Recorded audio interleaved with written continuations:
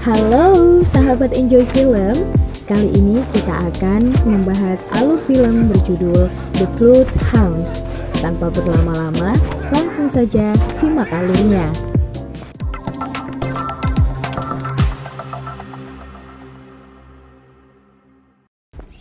Di sebuah arena tinju Nimjan memperlihatkan seorang anak muda yang menjalani latihan tinju bernama Kim Gon-woo. Ia memiliki kepribadian baik dan sopan santun. Sepulang dari latihan, ia mendapati ibunya tengah mendapatkan telepon dari penagih hutang. Semenjak orang tua Gon-woo bercerai, ibunya menyewa sebuah kafe untuk menyambung hidupnya. Gon-woo semakin giat berlatih karena hadiah pertandingan tinju sangat menjanjikan.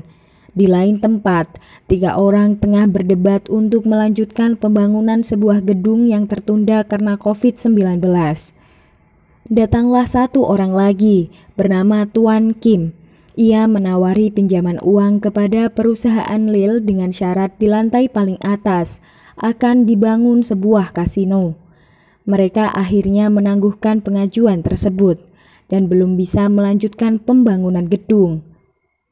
Scene lain memperlihatkan Gon-woo yang siap bertanding dengan lawannya bernama Woo Jin. Karena pasca pandemi, arena pertandingan jadi sepi oleh penonton. Singkat cerita, Gon-woo berhasil memenangkan pertandingan tersebut dengan lawan mainnya. Woo Jin justru dikecewakan oleh pelatihnya karena tidak sedikit pun mendapatkan uang saku. Gon-woo akhirnya bertemu kembali dengan Woo Jin usai pertandingan. Gon-woo mengajak Woo Jin untuk makan bersama. Woo Jin merasa terkejut atas kebaikan hati Gon-woo karena di luar arena pertandingan mereka bisa akur dan bersikap seperti teman biasa. Woo Jin dan Gon-woo semakin akrab karena ternyata mereka berada dalam divisi yang sama saat wajib militer, namun berbeda angkatan. Setibanya di rumah, Gon-woo memberikan uang hasil pertandingannya tersebut kepada ibunya untuk melunasi uang sewa. Scene berpindah ke Gon-woo dan Woo Jin sedang makan bersama. Gon-woo menawari Woo Jin pekerjaan sebagai kurir. 1 minggu kemudian, Smile Capital, perusahaan pinjaman uang, mulai menagihi hutang kepada toko-toko yang telah mereka datangi, termasuk kafe Ibu Gon-woo. Ibu Gon-woo menelpon Gon-woo untuk segera pulang karena banyak pengacau yang mendatangi kafe Ibu Gon-woo. Gon-woo akhirnya melawan 10 anak buah Smile Capital dengan tangan kosong. Gon-woo yang kewalahan tidak akhirnya berhasil ditumbangkan. Ia geram lalu meludahi bos Smile Capital bernama Tuan Kim.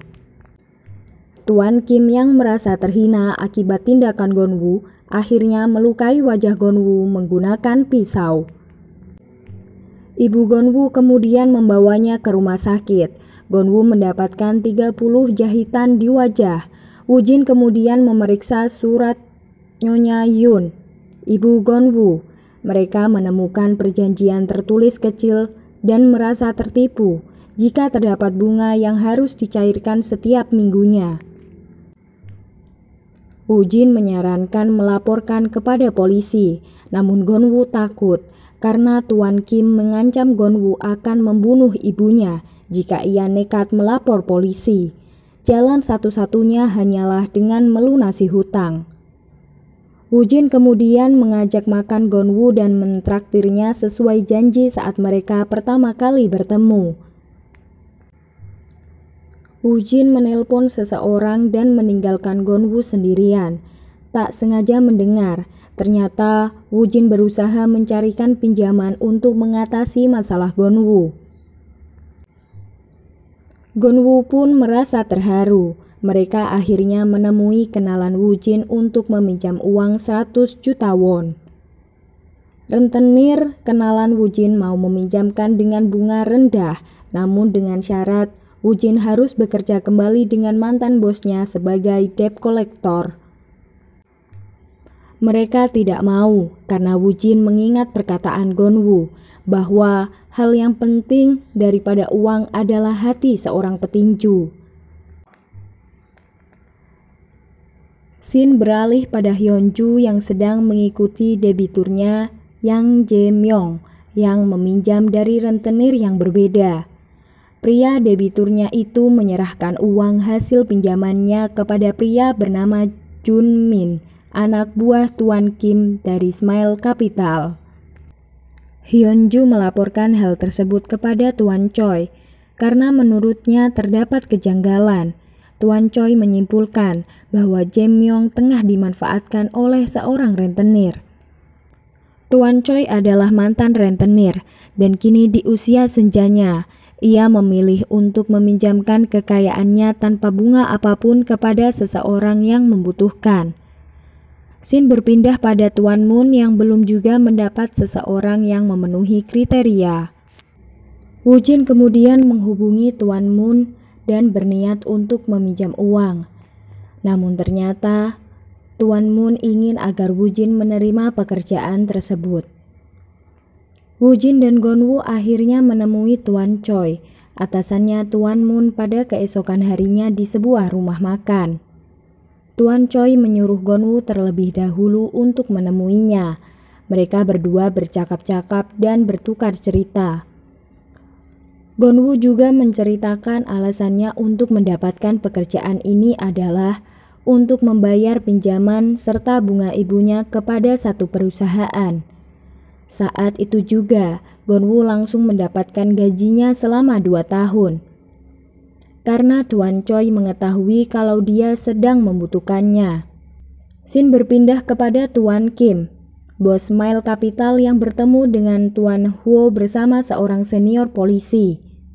Mereka memutus perjanjian bersama Tuan Kim agar proyek gedungnya tidak ada campur tangan Tuan Kim. Di sana, mereka berdua banyak merendahkan kekuatan Tuan Kim agar dirinya merasa terancam. Namun, ternyata Tuan Kim adalah sosok licik dan cerdik. Ia selalu mencari dokumen atau hal yang mampu menjatuhkan nama baik perusahaan dan juga pejabat penting. Tuan Kim menyuruh ajudannya untuk mencari tahu kelemahan Tuan Huo. Scene berpindah pada Woo Jin dan Gonwoo yang mendatangi kediaman Tuan Choi dan menemui Hyunju. Hyunju sebetulnya tidak mau ada pengawalan atas dirinya karena selama ini dia selalu berhasil menagih hutang sendirian. Gonwoo akhirnya memohon untuk memberinya masa percobaan. Merasa iba, Hyunju akhirnya mau dan mengajak makan dan mendapatkan cerita sedih Gonwoo. Misi pertama mereka adalah menyelidiki Jae-myung yang menyamar sebagai tunawisma untuk mendapatkan dana pinjaman dari perusahaan-perusahaan pinjaman. Hyunju yakin pekerjaan ini diatur oleh perusahaan besar. Saat Hyunju memerintahkan mereka untuk mengawasi pergerakan Jae-myung, Gonwoo dan Woo Jin tidak tega melihat tunawisma yang disakiti oleh anggota Smile Capital. Akhirnya mereka menyerang Jae-myung dan memanggilkan ambulans untuk tunawisma ini. Jae-myung melaporkan kepada Tuan Kim bahwa mereka diserang oleh 2 orang lelaki bertopi kucing merah. Jae-myung ingat bahwa ia pernah meminjam uang di sebuah toko buku tua yang pemiliknya adalah seorang lelaki tua yang lumpuh. Mereka pun akhirnya menuju toko tersebut dan melacaknya. Mereka juga curiga, pasti toko buku ini bukan sembarang toko, karena sistem keamanannya pada gerbang sulit sekali untuk dibobol. Hyunju merasa marah karena mereka berdua tidak mengikuti instruksi dari Hyunju. Hyunju meminta untuk mereka berhenti bekerja. Namun Hyunju akhirnya bisa mengerti dan memanfaatkan kesalahan mereka berdua. Di hari lain, Gonwoo dan Woo Jin menguntit Jae-myung. Namun tanpa mereka sadari, Jae-myung menjebak mereka berdua dengan mendatangkan kelompok mereka dalam jumlah besar. Mereka pun akhirnya diserang. Mengetahui hal tersebut, Hyunju akhirnya membantu dan berusaha menghubungi Pak Choi. Pak Choi pun segera mengirimkan 2 orang untuk membantu mereka. Saat melihat Gonwoo, pengawal Pak Kim langsung memerintahkan pengawal lain untuk menculik ibu Gonwoo. Kedua pengawal tersebut berhasil menggagalkan penculikan dan membawa ibu Gonwoo dipindah ke tempat yang lebih aman.